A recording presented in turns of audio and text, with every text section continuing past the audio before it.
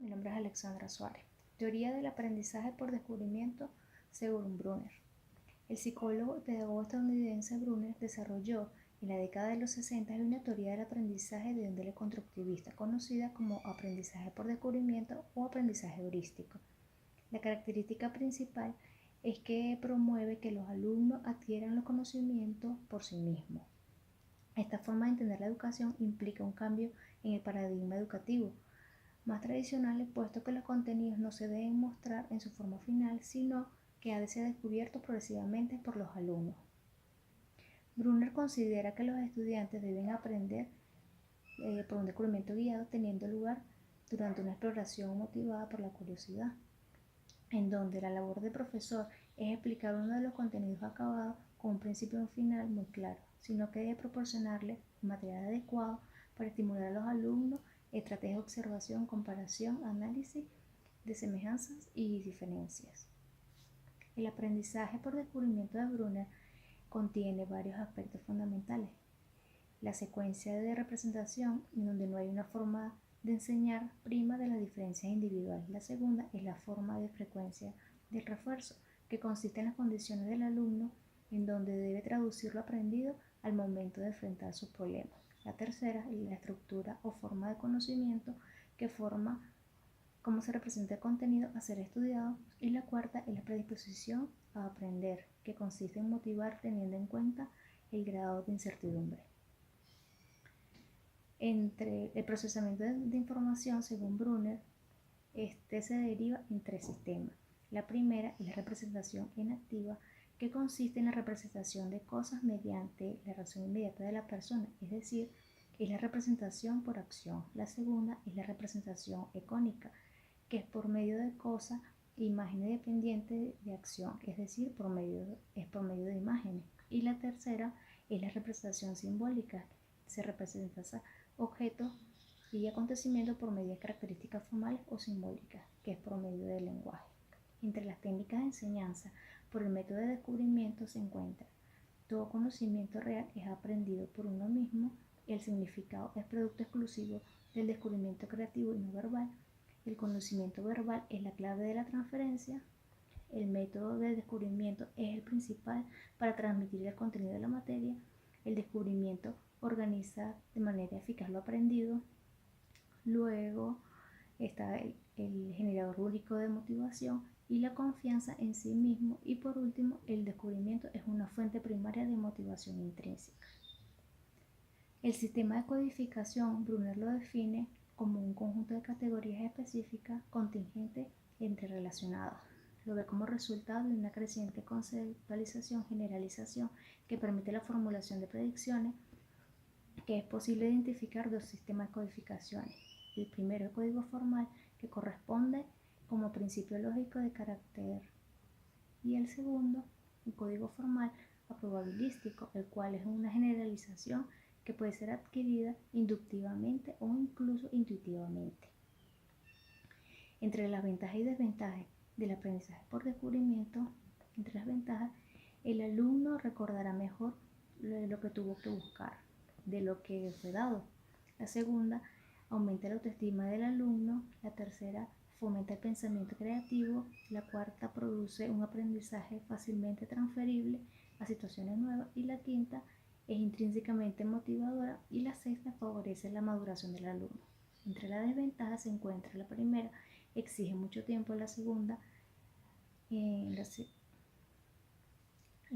no tiene muchos niños la motivación inicial, tiene poco incentivo de 5 a 7 años, y los niños impulsivos dan anticipadamente respuestas equivocadas. La teoría del aprendizaje social, según Bandura, consiste en que los trabajos de Bandura se esfuerzan por combinar una experiencia rigurosa y una perspectiva conductual, al tiempo que incorpora unidad de aprendizaje de naturaleza cognitiva. El aprendizaje por Bandura se produce en un espacio conceptual limitado por lo social, reconoce el origen social de muchos pensamientos y acciones humanas, y por lo cognitivo afirma la contribución esencial de las cogniciones del aprendizaje. La teoría del aprendizaje social considera que el ser humano no está gobernado por fuerzas internas ni determinado por estímulos externos, sino que está regido por una interacción entre la conducta y factores personales, y los eventos ambientales actúan en sí como determinantes recíprocos. La mente analiza el medio, lo interpreta, lo da significado y dirige la conducta a través de las expectativas, actitudes, atribuciones y factores internos. Por el medio, con sus características y demandas, compuesto por su medio físico y personas con las cuales interactúa permanentemente. Por último, la conducta se manifiesta como resultado de interpretaciones y pensamientos de dependencia hacia los objetos de estrategias y habilidades que se basan en capacidades y eventos de características de cada persona. La teoría del aprendizaje social define al ser humano primero la capacidad simbolizadora, que se refiere a la actitud de utilizar los símbolos proporcionando un medio poderoso de cambio y de adaptación al ambiente. Esta capacidad le permite también conseguir significado, forma y continuidad a las experiencias vividas. La segunda es la capacidad de previsión. Las personas no son automáticamente al ambiente, ni tampoco se rigen con imperativos del pasado. Su conducta está regulada por previsiones que producen metas, planificaciones y productos de acción, todo de forma anticipada. Y la tercera es la capacidad vicaria, en donde las personas pueden aprender por observación de la conducta de otro y no solo por consecuencia de su propia conducta. La observación le permite adquirir y generar nuevas formas sin tener que aprender por ensayo y error. La cuarta es la capacidad autorreguladora, en donde la conducta de los individuos está motivada y regulada por productos internos y reacciones autoevaluadoras de sus propios actos. La quinta es la capacidad de autorreflexión, en donde el ser humano analiza sus diversas experiencias, conocimientos, en donde puede observar sus ideas sobre ellas o predecir los acontecimientos a partir de las mismas. Se trata de actividades metacognitivas para las cuales es importante la autopercepción de eficacia.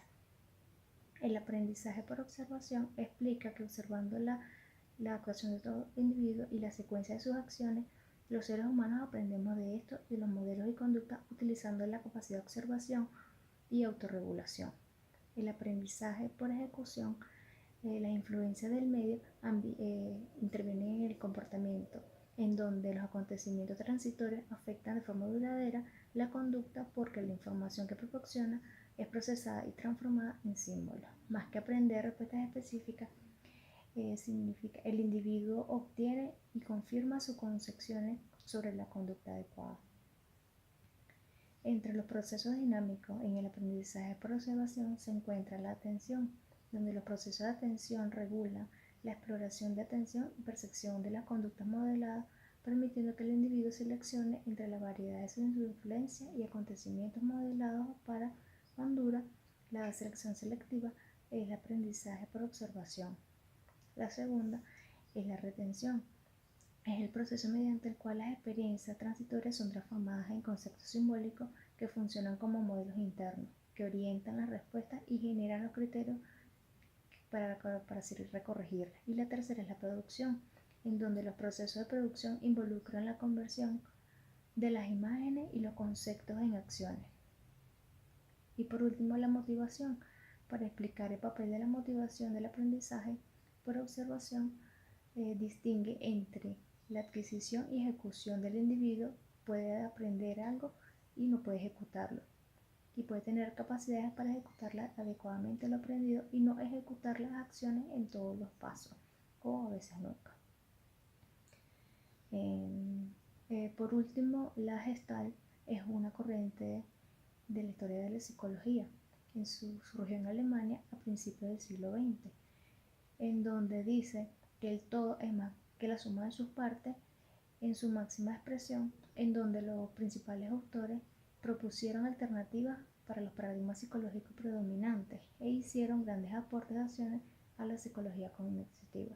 Entre las características se encuentra: debemos tratar a los pacientes en su totalidad.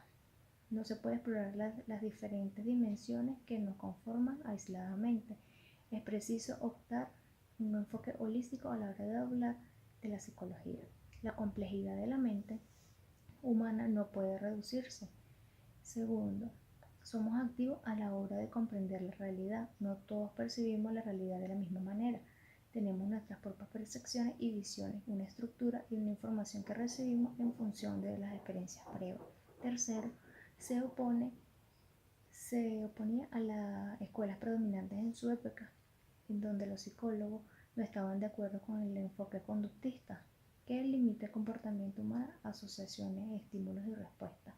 Y por último, su principal área de estudio es la percepción, en donde los psicólogos se centraron especialmente en buscar explicaciones específicas que pudieran adaptarse a nuestra forma natural de percibir la realidad. A través de la percepción lo podemos percibir e interactuar con el mundo y conectarnos con los demás.